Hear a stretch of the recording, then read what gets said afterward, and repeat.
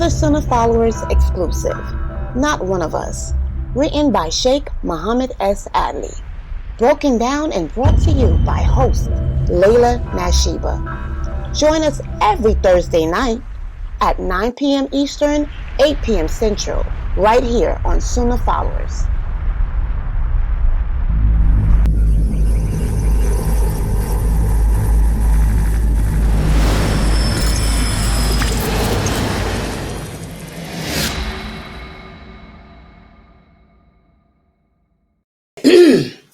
Excuse me. In alhamdulillah wa salam ala wa rasulullah. Welcome to our hadith class, and we are discussing the hadiths from two books. One book entitled "Not of Us," not one of us. And what is this about? This book addresses how there are some things that we can do as Muslims that can compromise our iman to the point that we become, not of the way of the Prophet Muhammad sallallahu alaihi wasallam. That doesn't mean that we're now kafir, we're unbelievers. It's saying that this action that we're doing is so great of a sin or so great of a big deal that it's something that the Prophet would never have endorsed, would never have done, and you're distancing yourself. Remember, as Muslims, we're supposed to have allegiance, al-wala, for all the Muslims and for the Prophet sallallahu alaihi wasallam and for Allah. But by embarking upon whatever these actions are that he lists in these hadiths, you're distancing yourself further away from the Prophet sallallahu alaihi wasallam and what he was upon. So that's the first book. The second book is Beware, and these are again hadiths where the Prophet sallallahu alaihi wasallam warned us of certain things that can impact our faith. So beware of doing these things, or beware of embarking upon these actions, because these actions can end up destroying your status or your relationship with Allah. So these are the two books that we're studying from in this class. And let's put the hadiths up for discussion tonight on the screen. My PowerPoint is here.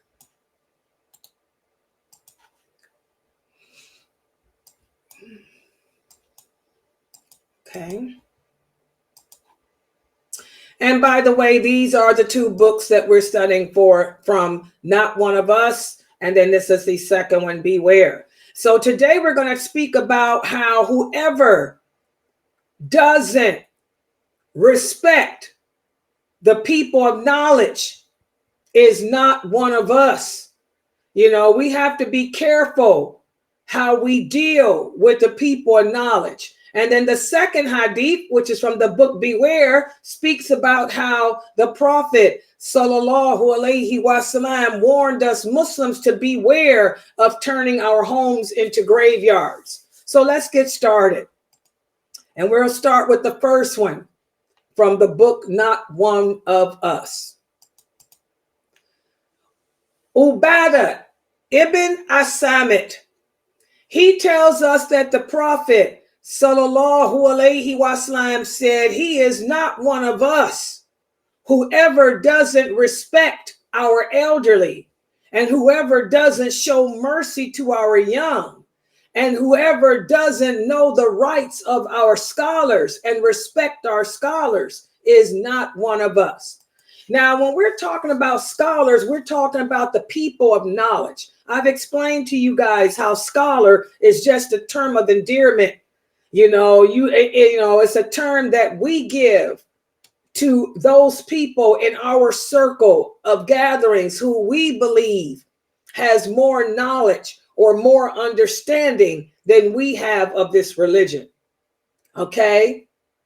If you do have people amongst you who are more knowledgeable than you, then there's a certain type of adab or a certain type of behavior we have to give them. Just like we give certain type of respect to the elderly, certain type of respect to the children. Well, if you have people of knowledge amongst you who are elderly too, that means there's even more respect that you're supposed to give to them. Okay? And this is something that is fleeting today. Fleeting means it's disappearing today. We see that there's a lot of badgering and a lot of disrespect in regards to the people of knowledge. You know, for example, yesterday, I had a sister join me last night in the Zoom room and asked me about a person of knowledge. Okay. And, you know, at first I got kind of perturbed, and not because of who the person was, but because of that hadith. Whereas nowadays, Muslims are blindly following people. If there's a person that of knowledge amongst you, you're going to make him like a god, where you'll take everything he says, even over what Allah says, even over what the Prophet sallallahu alaihi wasallam says. So when she asked me about this person, I said, that person ain't nobody. The person you need to be concerned with is the Prophet Muhammad sallallahu alaihi wasallam. So I got on her. I came back at her that way at first, because I was like, I'm so sick of this fatwa stuff. And then after I went and ranted and raved about that, then I calmed down and I told her, I said, yes, the person you're asking me about is a person of knowledge, a very respectable person of knowledge. But that person is not Allah. That person is not the prophet. That person is not a companion. That person does not understand this religion better than the Prophet sallallahu alaihi wasallam was companions. And you don't take what fatwas the people send you from this person as being the word of Allah or the word of the Prophet, because it's not. Okay, it's the job of the people of knowledge. What is our job? What is the role of the people of knowledge? The role of the people of knowledge is to try to keep the religion simple and help you to understand it.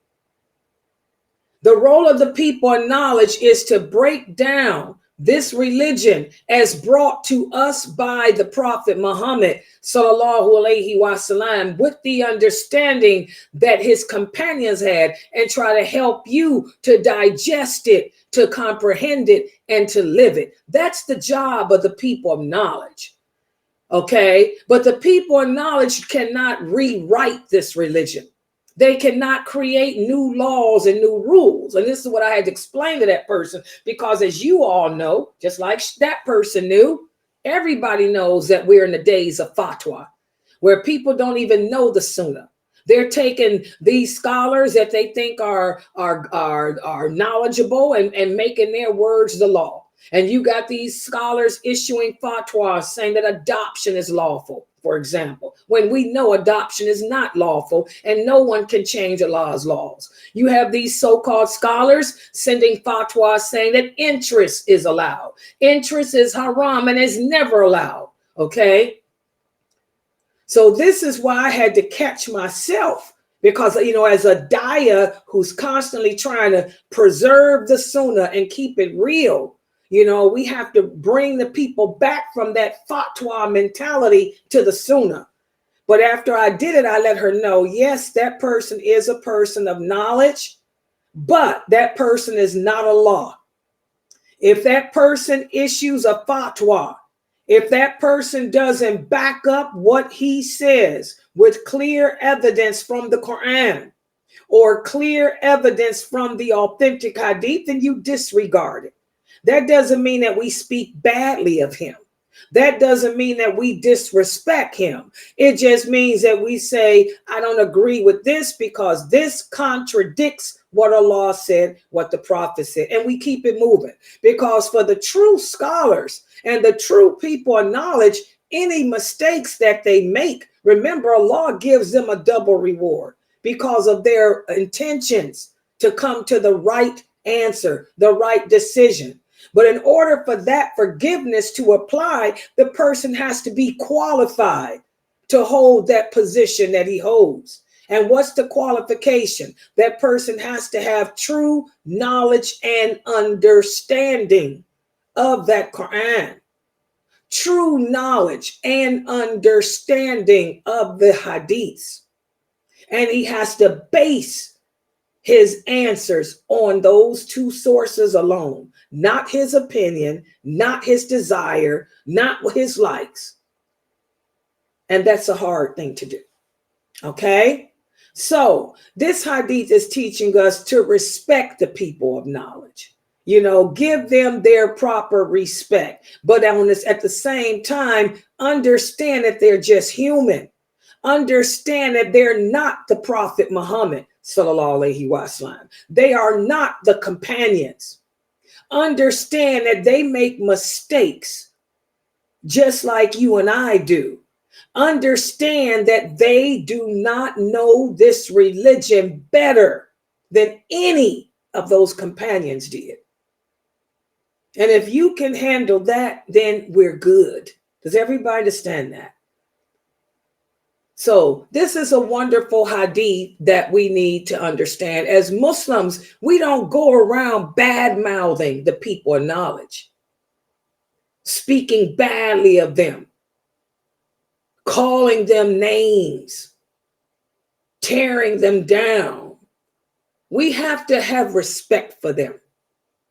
Respect the fact that they took on this responsibility, inshallah, for the sake of Allah, and that Allah will hold them accountable for every decision or verdict that they give.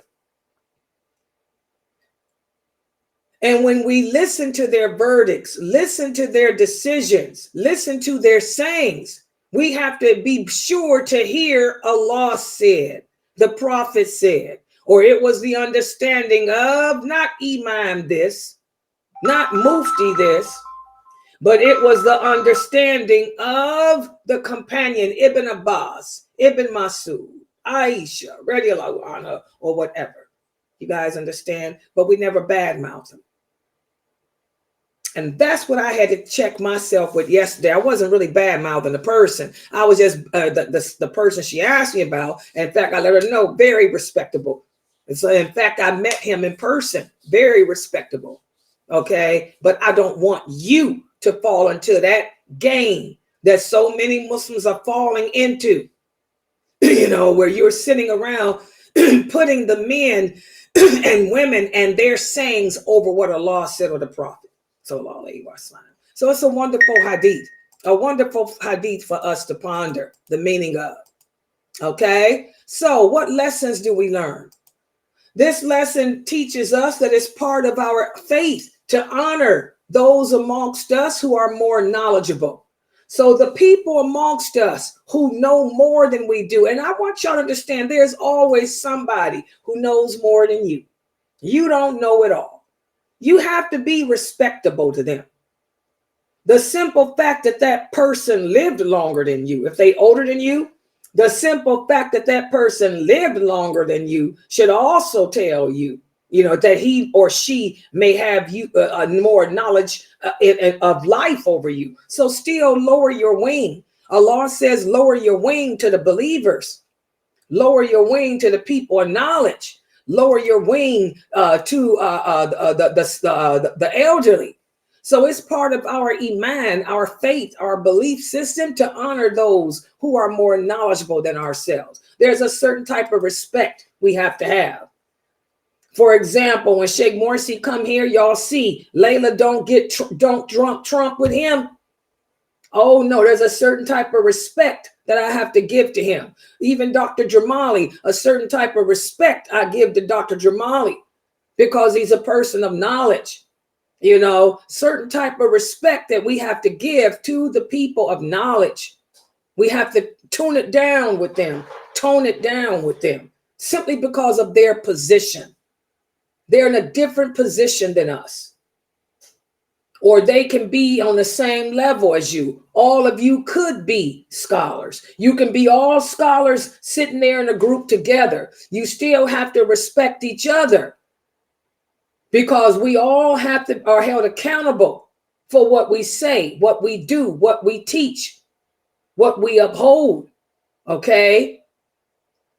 Those that's not doing it for the sake of Allah, they're going to have to answer. Those who are understand that Allah will give them double the reward even if they make a mistake. Okay? Because of their intentions, their sincerity to please him. Also from this wonderful hadith, what else do we learn? We also learn that it's important. The most important kind of knowledge is knowledge of Allah and knowledge of the Prophet. This is what I tell my students all the time. There's nothing wrong with going to school to get a degree. I encourage it because, again, as Muslims, we're supposed to be distinct. We're supposed to stand out over anyone else. There's nothing wrong with getting an education, go to school, get a degree in chemical engineering, get a degree in nursing, get a degree in something that's going to benefit us of a nation. But understand, no knowledge, the best knowledge is knowledge of Allah, this religion, and the Prophet Muhammad. Always make it your point to continue to seek knowledge of this deen, because you never will know it all. Even me, I'm constantly learning. Subhanallah, I'm constantly learning. So it should be your priority to, as you pursue your knowledge of the life of this world, what's going to benefit you here, that you on a regular basis continue, to learn the truth of your religion. Okay? That's the most important knowledge. And again, the only way to salvation, you want to make it to paradise. The only way to paradise is through learning the truth about Allah and the Sunnah of the Prophet Muhammad sallallahu alaihi wasallam. The Sunnah is dying. The Sunnah is becoming forgotten. It's being replaced with fatwa. We have to change that. You have to make it a priority to learn about the Prophet, his companions, their life story, their styles.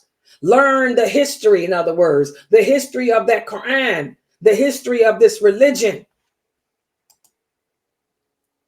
And also, again, the people of knowledge, they are the inheritors of the prophets. That's what makes them better and of a higher status than you. The prophets, alayhi salam, they didn't leave property behind. The only thing that the prophets of Allah left behind was their knowledge. And for those people whom Allah has blessed with picking up that knowledge and given al-Furqan, they are the inheritors of the prophets of Allah. And because of that, because they can understand this religion better than you, because they can guide to this religion better than you, you have to respect them. Because as the prophet said, when the people of knowledge die, knowledge of the religion dies with them. And as they die off, the people will become further and further and further away from the truth and more upon ignorance and innovation and deviation like we see today. There's so much deviation, so much innovation, because the scholars, or the true scholars, are dropping like flies. And there's no one to replace them. Yes, they leave behind students, but their students are not like them. Their students are just like what happened with Imam Hanifa. Imam Hanafi and all the four Imams, they were upon the Sunnah, guys. These were men of the Sunnah. They followed whatever the companions, told them. They accepted everything from the Prophet sallallahu alaihi wasallam with the understanding of those companions. But when they died off, it was their students. Their students, because remember, each generation of Muslims becomes worse than the previous and further from the truth than the previous. It was their students that misconstrued some of the things around.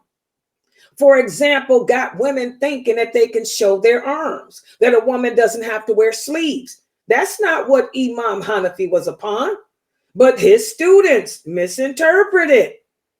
Okay? That's what happens. Knowledge gets distorted. The further away from the reality of it that you become.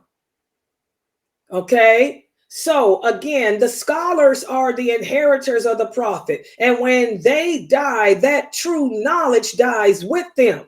They leave behind what they taught.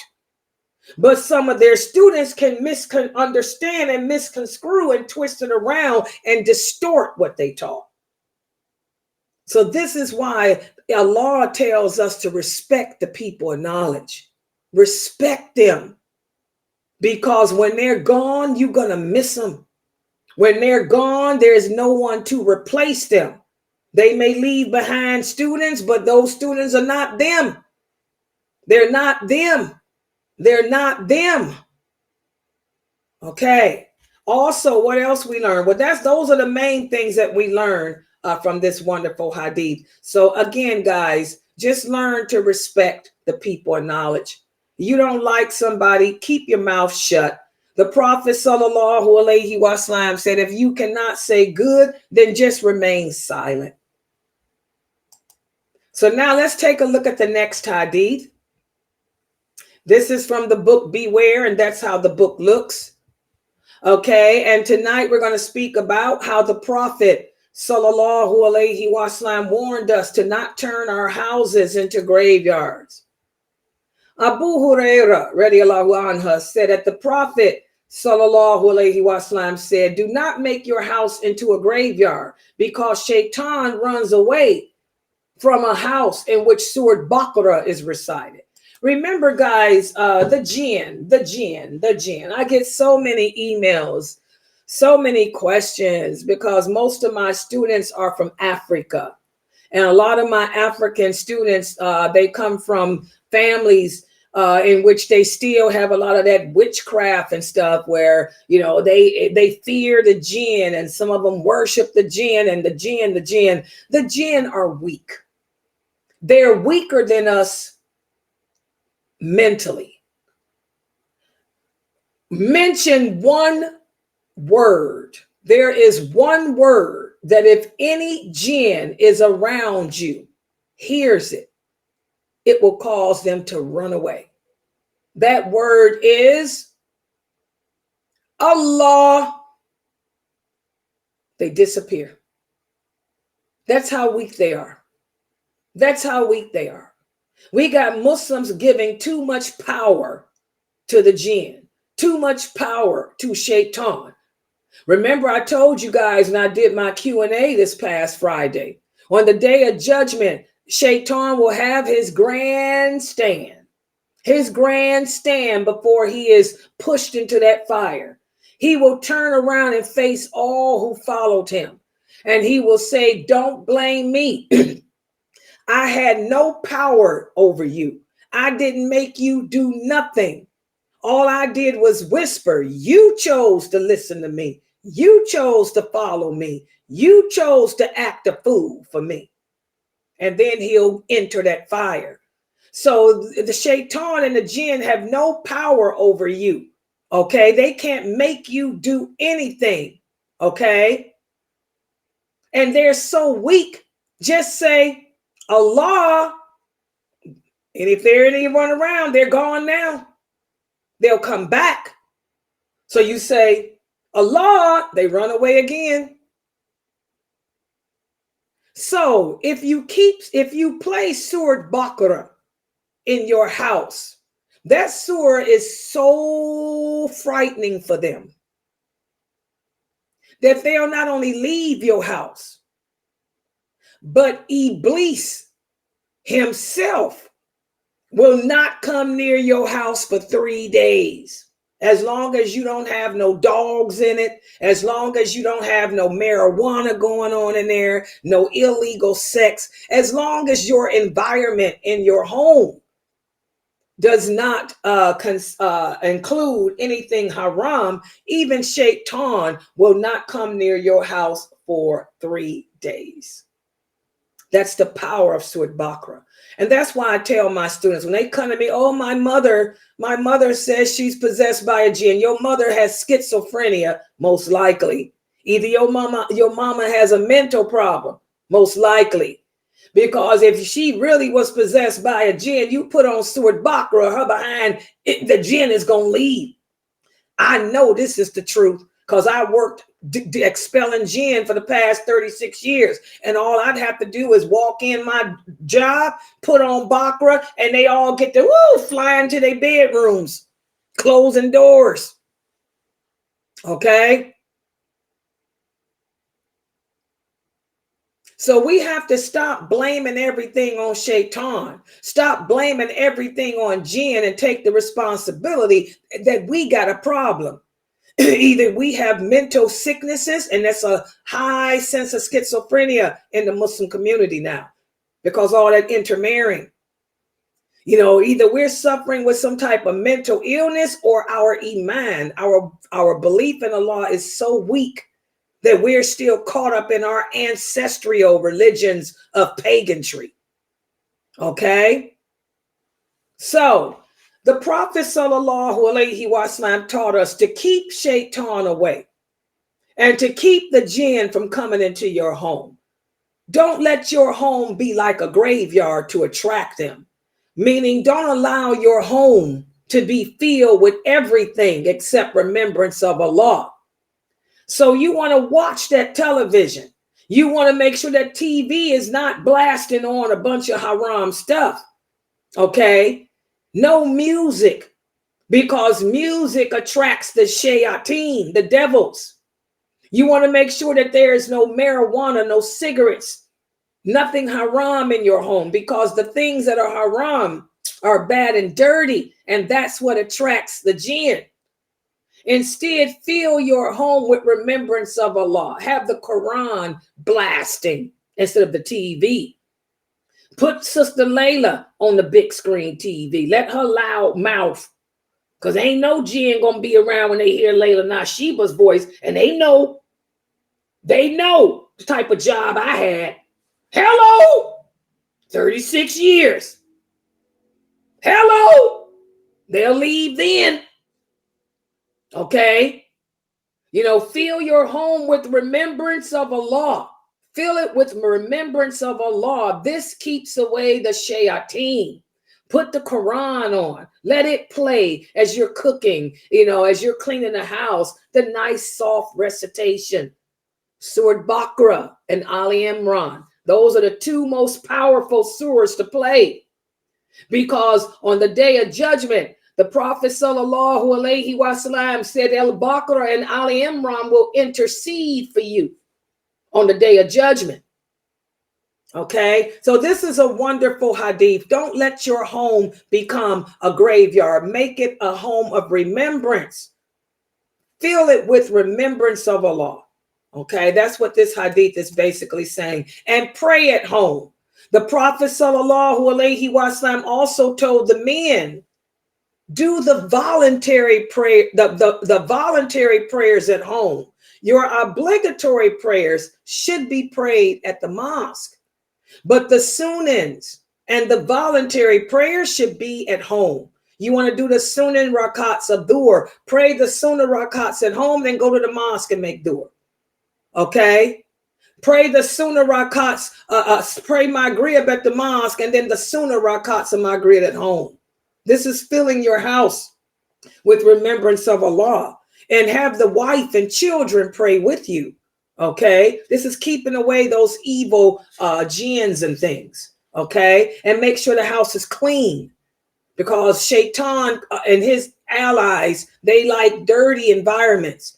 They're not going to come to a clean house that's filled with remembrance of Allah. All right. So many lessons from this hadith. Number one, the home that abandons the Quran is like a graveyard. It's dead. So you want to fill your home with Quran and prayer. And don't just utilize the home as a place to sleep. Make it a place of remembrance too. And also, guys, Ayat Kursi is one of the most powerful surahs. It is the most powerful surah of the Quran. I mean, the verse ayat of the Quran. And it's in the surah of Al-Baqarah. That's another reason why Al-Baqarah has so much strength to it. I highly recommend y'all play Surah Baqarah every day. I do. I'll put it on in the mornings when I wake up as I'm getting dressed. Okay, it even calms my cats down. Even my bad cats, they run through the house. When I put on Bakra, it calms them down. They love to sit there and just listen. Okay. All right. So these are the two hadiths for today. Okay. Don't turn our homes into a graveyard. Make sure that we fill our homes with remembrance of Allah. And also learn to respect the people of knowledge. You know, don't be so quick to disrespect them.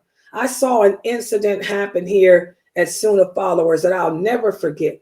You know, one of the few the ulama that's left, Sheikh Morsi. When Sheikh Morsi was totally disrespected, that just, I'm like, whoa, person didn't even know who they were talking to. I mean, this is the youth today. The youth today have no respect for the elderly, no respect for the people of knowledge. These are the days we're living in. All right, so I'm going to stop right here. Subhanakallahumma wa bihamdika ashhadu an la ilaha illa anta astaghfiruka wa atubu ilaik. Are there any questions or comments?